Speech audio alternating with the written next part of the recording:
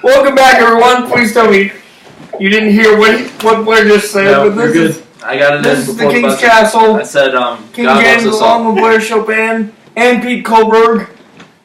And tonight we're breaking down the week in pro wrestling like we always do. But now we gotta turn to the Roadblock Into the Line main event. Kevin Owens against Roman Reigns, champion versus champion for the Universal title. Now I gotta say, they were playing it out on the show all throughout the night that Chris Jericho and Kevin Owens were no longer friends, so they weren't going to help each other. Thank you for being a friend. Just to give you a prime example, here's what happened. Kevin Owens tries to make amends with Jericho early in the night by giving him a Christmas scarf, which he basically throws away. And then, during Jericho's match with Seth Rollins, Kevin Owens tries to come out there and get involved, but Jericho's screaming at him, telling him to stay back, and that causes Jericho to get distracted long enough for Rollins to get the win. So then later, Kevin Owens is standing outside Jericho's locker room, basically begging off for his friend to help him out. So then we get to the match, and we thought Owens was a loner. But little did we know that all this fighting between Jericho and Owens was a ruse. I'll ruse you. Because during the match, Jericho comes out there, delivers a code breaker to Kevin Owens right in front of the referee, which causes the disqualification. And next thing you know, next thing you know, Kevin Owens gets back up, and they hug it out. Owens and Jericho hug it out. But let's just say they didn't leave the arena in one piece, because after this, Rollins comes out there, and Rollins and Reigns go Shield on Owens and Jericho, beating the snot out of them all over the arena. Is that like going postal? No, it means they powered on Jericho through the German announce table. The German announce table. And then I put him in dick. I have no idea what that means. I love you in German. But anyway. I was being nice.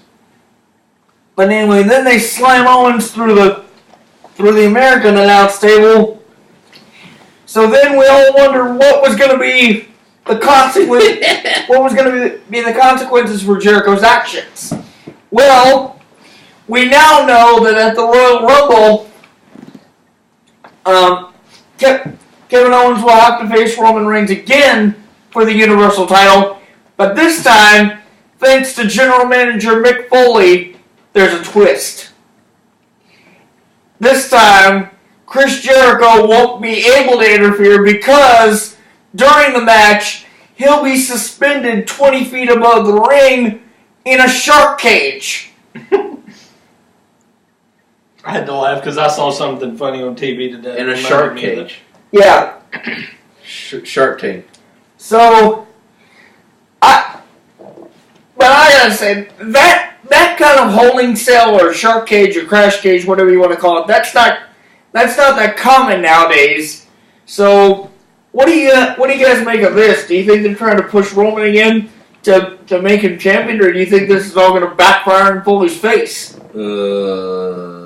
I think they're trying to make him champion, although I do think it'd be funny. I heard on Monday night that Jericho was afraid of heights.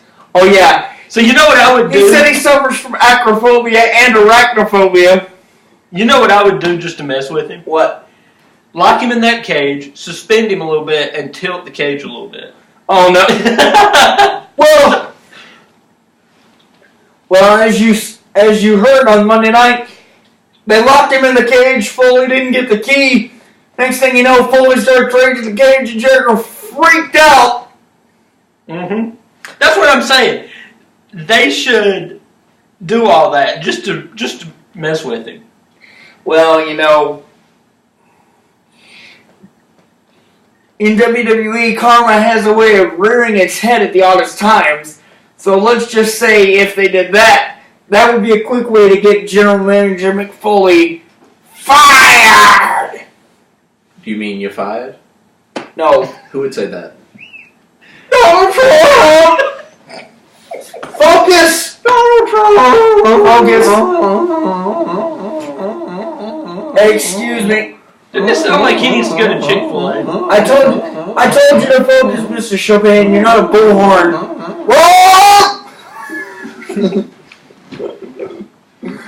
Anyway, we gotta turn now to the SmackDown brand, because there's been some interesting things going on SmackDown as well,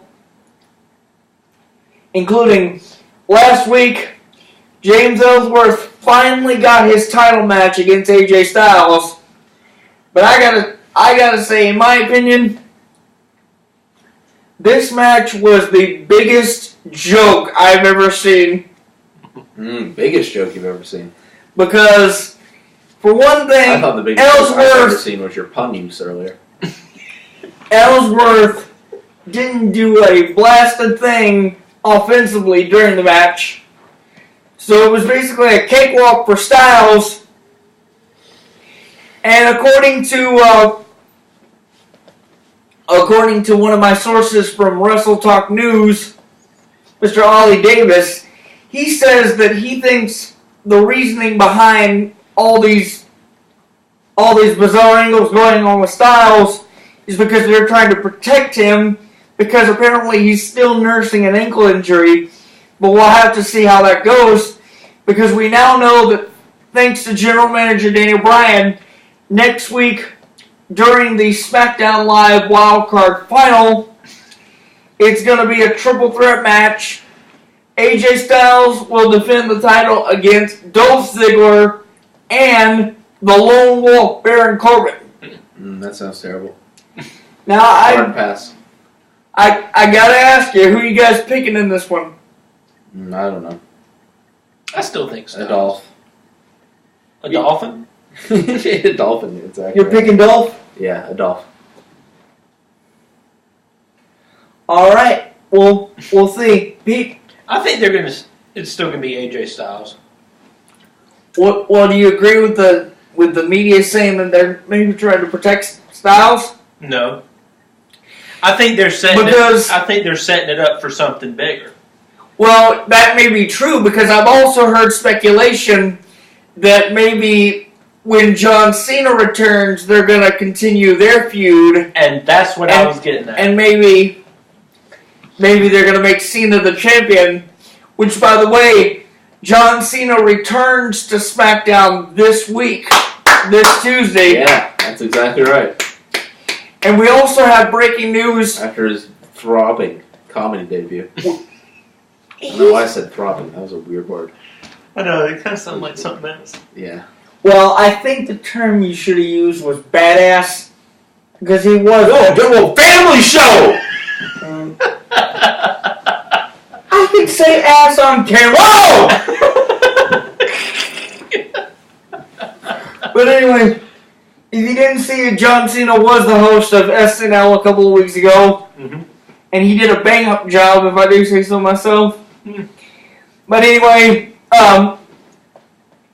we also have breaking news as it relates to the SmackDown Live Tag Team Championship picture. Mm.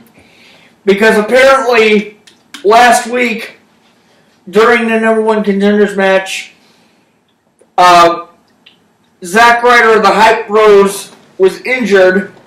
So therefore, the new Wyatt family is being forced to defend the titles next week in a four-way match at the Wild Card Final against American Alpha. Was three-way not enough? Are you worried about diseases? Where it's not that kind of a four-way. Relax! But anyway, I'm just going by what you usually have on your iPad. First of all, you should never talk about that kind of thing on camera. Secondly, I can't believe you just said that. But anyway, I just want to break you down so badly. Mr. Chopin, will you please let me finish? Anyway, it's going to be the new Wyatt family against American Alpha, the Vaudevillains, and the Usos in a fatal 4-way elimination match to determine the champions. What do you guys make of this? You think it's a good substitute? I still think the Wyatts are going to win, but I mean, it's going to make it interesting. And It's definitely going to be interesting. And we also found out that Alexa Bliss is being forced to defend her SmackDown Women's title against Becky Lynch in a rematch from 2 weeks ago. But I'll admit that was quite a ruse Becky pulled off Oh yeah. Tuesday night, dressing up as a masked woman and fooling Alexa. But I want to switch gears here for a second, because I got to touch on something we've been following ever since Survivor Series, and that was who attacked Nikki Bella. Now there was speculation. Was it that pesky Rikishi again? No. There was speculation heading. No, this was a physical attack, not a. Yeah. Now This has been a great James reaction show. Now there was speculation heading into TLC that it might have been Carmella, the Princess of Staten Island. However, this past Tuesday, Natalya made it clear that she was the perpetrator when she clearly said, and I quote, "Alright, I did it, bitch." Woo-hoo. So I'm kind of surprised to see Natalya turn heel, but did you guys see this coming? Nope. I mean, to tell you the truth, I think we should have, because heading into Survivor Series, she was already Team SmackDown's coach, and she wanted to steal the spotlight in the women's tag match, so it made perfect sense. But anyway, it'll be interesting to see if that leads to a series between Natalya and Nikki. You know those are going to be instant classics. Mm-hmm. So we'll have to wait and see how that goes. But when we come back, it'll be time Come back! for our picks for the week, as well as what's hot. So stay right there.